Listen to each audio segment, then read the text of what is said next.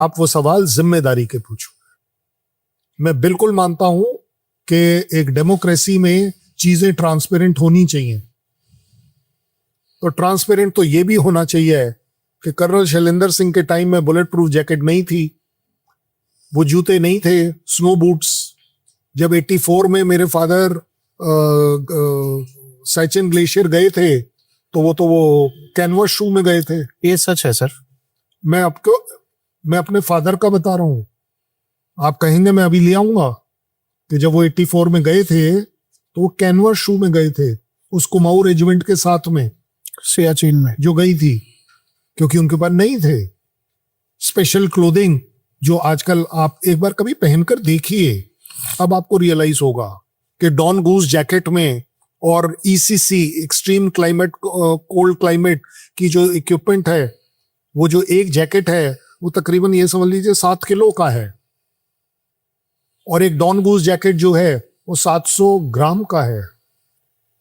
और वो don goose jacket जो है वो नॉर्मल वाला जो जैकेट है उससे कम से कम 100 गुना ज्यादा इफेक्टिव है। तो फिर तो मैं हर चीज में मुझे भी अलाउड होना चाहिए पूछना। फिर तो मैं भी पूछना। आपके पास है कि ये फौज जो है ना, ये वो फौज है जो डिमांड ही कुछ नहीं कर रही। क्या कीमत लगाएंगे अपनी साइचिन ग्लेशियर में सर्व करने की? किसी आईएएस, आईपीएस, आईएफएस किसी से पूछ लीजिए, क्या कीमत लगाएगा?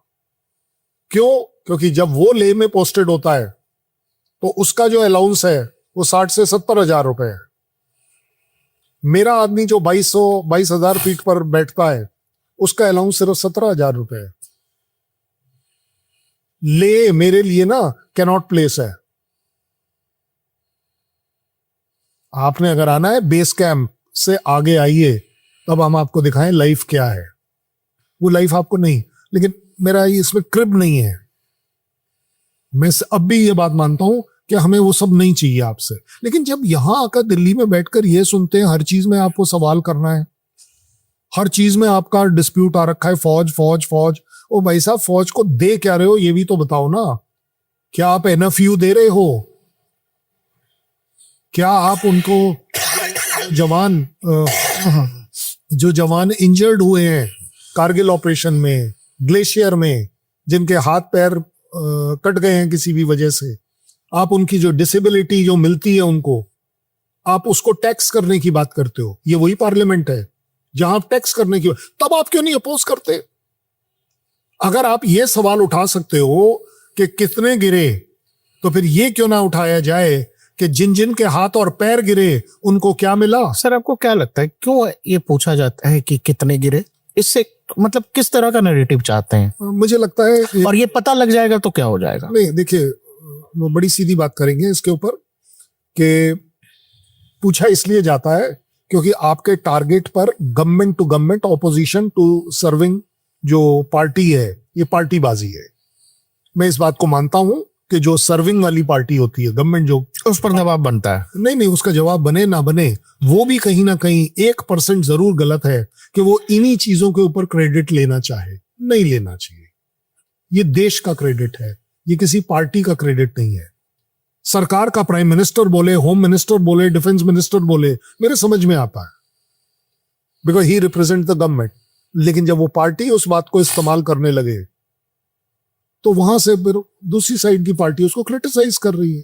व्हाई कांट यू लीव फौज अलोन? हमें जी लेने दो हमारी अपनी गरीबी में, हमारी अपनी मुसीबतों में। तो फिर ये पक्की बात है कि आप में से कोई हमें कुछ दे नहीं पा रहा।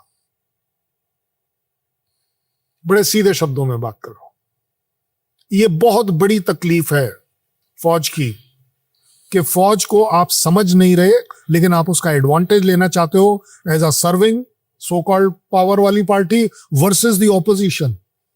क्योंकि ऑपोजिशन के पास भी उसे मालूम है कि फौज से रिलेटेड कोई बात पूछ लो एम्बेरसमेंट हो जाएगी। आप ये मानते हैं कि मतलब देश शायद इतना बौद्धिक नहीं है या आम नागरिक इतना समझदार नहीं है जिसे ये बात समझ में नहीं आती है कि जब लड़ाई होगी दो देशों के बीच में तो उसमें एक शब्द है कोलेटरल डैमेज।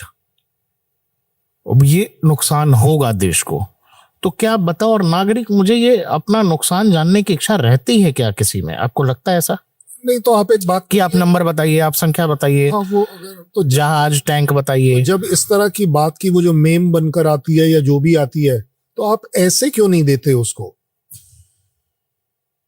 फिर भी ये ऐसे क्यों चलता है? वो जो काउंटिंग चल रही होती है साथ में, तो फिर वो ऐसे क्यों चलती है?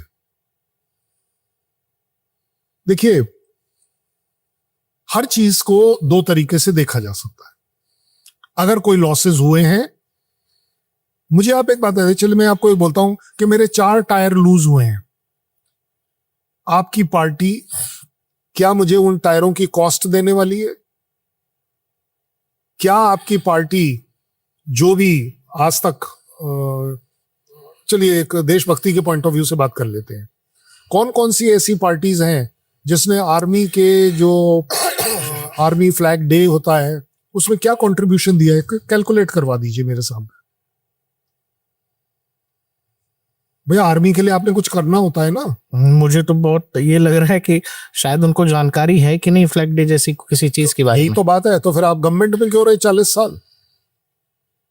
40 साल जब आप उस साइड थे, मैं अक्रॉस द बोर्ड किसी भी को इस बात पर चैलेंज करता हूं कि आप मुझे ये बताइए आपने आर्मी के लिए क्या किया, तब मेरे को समझ आ जाएगी कि हाँ भाई मैं गलत हूं।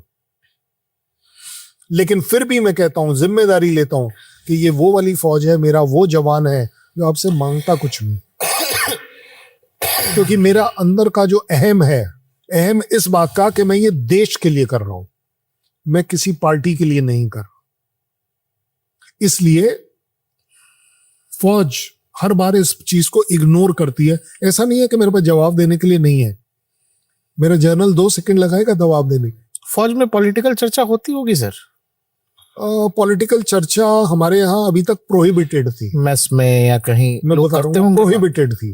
We were not suppose to speak politics. लेकिन अब इतना सोशल मीडिया और ये सब आ गया ज्यादा हो गया है कि अब आप बताइए हम छूते कैसे रह जाए। लेकिन मैं तो अभी भी कहता हूँ एटलीस्ट मेरे जो फॉरवर्ड एरियाज हैं उसमें अभी भी हमारे पास खबर जो है ना, वो मतलब जो नॉर्मल टीवी में आ गई तो आ गई, अदरवाइज बाकी चीजें थोड़ा कम काम करती है। और हमारे उसमें रेस्ट्रिक्शंस भी है कि आपको ये नहीं है कि आप हर जगह बैठकर सब जगह अपने व्हाट्सएप मैसेजेस चलाते रहो, सीधे उल्टे जो भी हैं। तो जो मुझे लगता है कि ठीक भी है, मेरा दिमाग बाकी चीज़ों से हटके रहना चाहिए। अगर मैं आधा टाइम ये वरीड हूँ, अगर सपोज कर लीजिए यांगसे में मैं हूँ और यांगसे के लिए राहुल गांधी की स्टेटमेंट पढ़ लूँ और वो टीवी में बोल रहे हैं कि हमारी फौजों को पीटा जा रहा है, वहां पिटवाया जा रहा है, पिटवाया जा रहा है, और मैं वहां सर्व कर रहा हूं, तो अब आप सोचिए मैं क्या सोचूंगा। मैंने तो ये बात एक फोरम में पूछा भी था, कोई कांग्रेस के साथ थे या जो भी थे मुझे नहीं पता। तो गजब है। मैंने कहा जी आप ये बता दीजिए यांगसे कहाँ है, आप मुझे सिर्फ ये बताइए यांगसे कहाँ। बोले बॉर्डर एरिया में है। वाह भाई वाह, कितनी बड़ी नॉलेज है। इवन सर आपको याद होगा जब अभी उनके जनरल साहब की किताब पर जब बात हो रही थी, नरवणे साहब की किताब पर, नो प्रॉब्लम्स, जब वो बात हो रही थी उस पर उन्होंने जो उनको जिक्र करना था लद्दाख वाले रीजन का, वो जिक्र कर रहे थे डोकलाम का। जो उचित समझो करो, इसी पर डिस्प्यूट था सारा। करेक्ट। ट्रम्प साहब ने क्या कहा? ट्रम्प साहब ने अपने इस ऑपरेशन को शुरू करते में क्या कहा? I have told my forces to take action as deemed fit. Hindi translation कर लीजिए, आपको मिल जाएगा। जो चीज समझो करो। अब बताइए, यूएस जैसा कंट्री, अगर ये एक्चुअली दिखाता है आपका फेथ कि जो ठीक समझो आप करो। लेवल अलग अलग हैं, एक कोर कमांडर का लेवल अलग है, एक बटालियन कमांडर का लेवल अलग है, मेरे जैसे कंपनी कमांडर का अलग। ये भरोसा ही तो दिखाता है सर। नहीं, उसमें सबसे बड़ा भरोसा ही इस बात का है कि मुझे मालूम है कि अगर वो टैंक मेरे से 700 मीटर के अंदर आए तो मैं फायर कर दूंगा, क्योंकि ये मेरी हद है। मेरे बटालियन कमांडर की हद है कि अगर ये 3 किलोमीटर में आया तो मैं फायर खोल सकता हूं। ऊपर जाते जाइए वैसे वैसे बढ़ती जाएगी बात। सो अगर एक प्राइम मिनिस्टर या एक गवर्नमेंट अपने आर्मी चीफ को ये बोल देती है